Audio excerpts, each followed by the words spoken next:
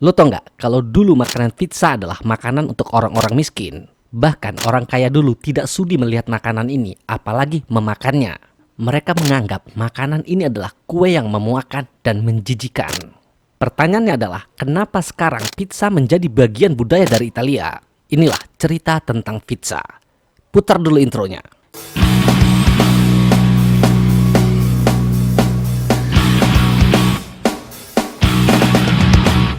Jika kita menengok belakang, makanan yang mendekati pizza adalah sebuah roti pipi yang muncul di sebuah buku berjudul Aeneid Virgil. Buku ini berasal dari penyair Romawi bernama Virgil. Buku itu bercerita saat Aeneas dan krunya tiba di Latium, mereka merasa lapar. Kemudian mereka membentuk kue gandum mereka menjadi pipi. Saking tipisnya kue itu hampir menyerupai piring. Kemudian kue itu ditambahkan topping seperti jamur dan beberapa rempah yang mereka temukan di hutan. Dan jadilah sebuah makanan pengganjal perut yang sederhana. Namun di akhir abad ke-18, pizza yang kita kenal sekarang muncul di daerah Naples atau Napoli. Di bawah pemerintahan Raja Bourbon, Napoli menjadi sangat maju. Bahkan pada saat itu, orang-orang di Eropa mengenal kota Napoli ini sangat maju dalam bidang politik, agama, serta ekonominya. Nah, karena begitu maju dalam sektor ekonominya, akhirnya mendorong banyak petani dari pedesaan yang memilih bermukim di kota Napoli. Karena arus imigrasi inilah, populasi di Napoli akhirnya membengkak. Pada awalnya di tahun 1700-an, isi populasi dari penduduk Napoli ini ada 200 jiwa. Namun di tahun 1748, penduduknya melonjak tinggi menjadi 399.000 jiwa. Karena populasi yang tidak terkendali ini, akhirnya kelompok masyarakat dibagi menjadi dua. Yang pertama adalah orang kaya, dan yang kedua adalah orang miskin.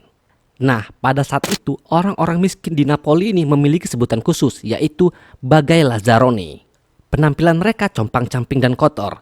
Para kaum Lazzaroni ini biasanya bekerja sebagai kuli angkut, buruh, atau pekerja lepas lainnya.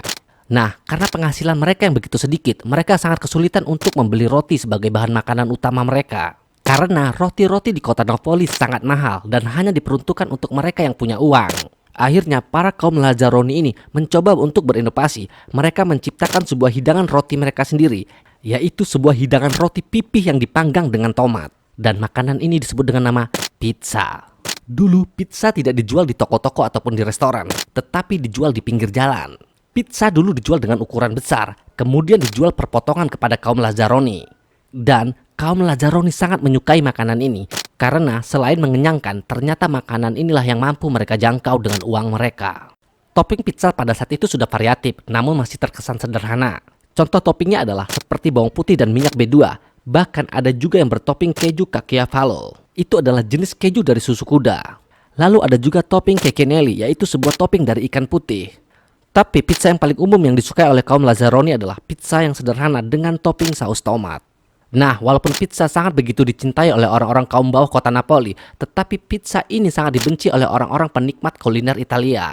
Mereka selalu menganggap bahwa pizza ini adalah makanan yang begitu menjijikan.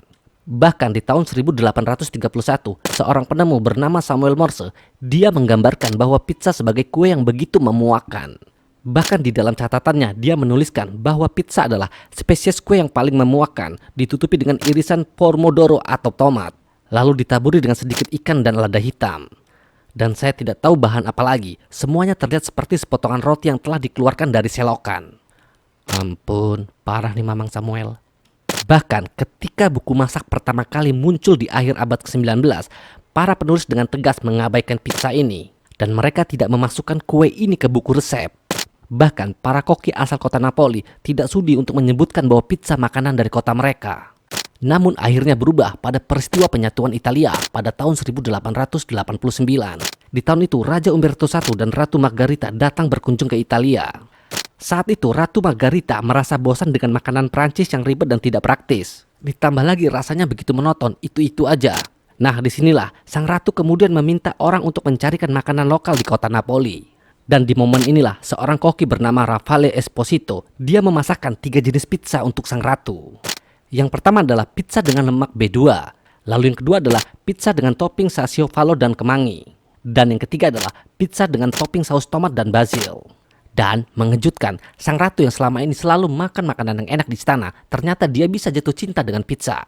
Terutama pizza yang ketiga yang memiliki topping saus tomat dan basil. Yang akhirnya pizza dengan topping ini dinamai dengan namanya, yaitu pizza margherita. Sejak saat itu, pandangan orang-orang Italia terhadap pizza akhirnya berubah.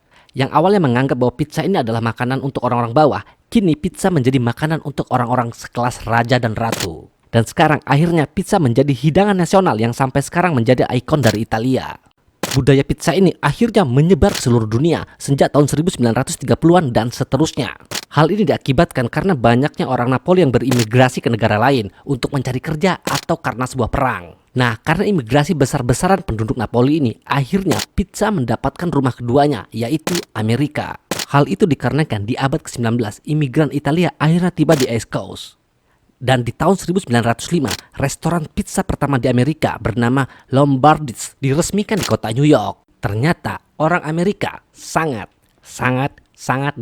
menyukai makanan ini. Dan dengan cepat makanan ini dicintai oleh orang-orang Amerika. Dan ini menjadi salah satu makanan pokok bagi mereka. Bukan hanya itu, bahkan penduduk Amerika melakukan banyak modifikasi pada topping pizza. Baik itu dari kejunya, dagingnya, bahkan mereka menambahkan nanas. Tapi hal ini memancing emosi orang Napoli asli. Mereka dengan tegas menolak adanya topping-topping aneh di pizza mereka. Tetapi namanya budaya tidak bisa dirubah. Di mana langit dipijak, di situ langit dijunjung. Sampai jumpa di cerita sejarah berikutnya.